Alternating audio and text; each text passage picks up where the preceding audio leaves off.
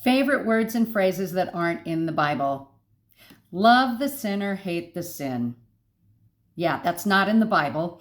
It's really two clauses that, when standing alone, are theologically sound. Love the sinner. Of course we're supposed to do that. We're really all equal in the sin department, and if we follow the example of Jesus, who spent time with rather notorious sinners in his day and broke bread with them, shouldn't we do the same? Hate the sin. Well, St. Paul said in his 12th chapter of his letter to the Romans that we should hate evil and hold fast to what is good, and our baptismal covenant calls us to resist evil and, whenever we sin, repent and return to the Lord.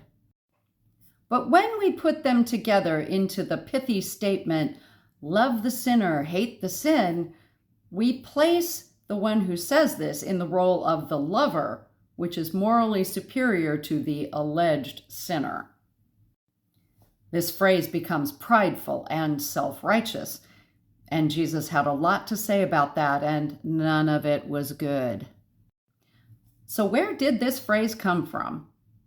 A version of it originates with Augustine of Hippo, a bishop of the late 4th and early 5th century. In his letter 211, written around the year 424, he uses the phrase cum delectione hominem et odio vitiorum, which roughly translates with love for humankind and hatred of sins. Notice, he said, humankind, not sinners.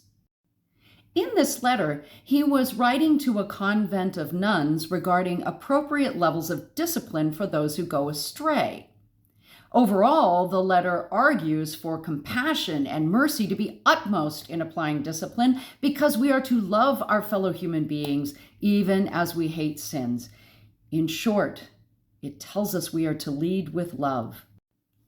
The problem with love the sinner, hate the sin is that it trains people to see others who differ from them as sinners rather than as neighbors.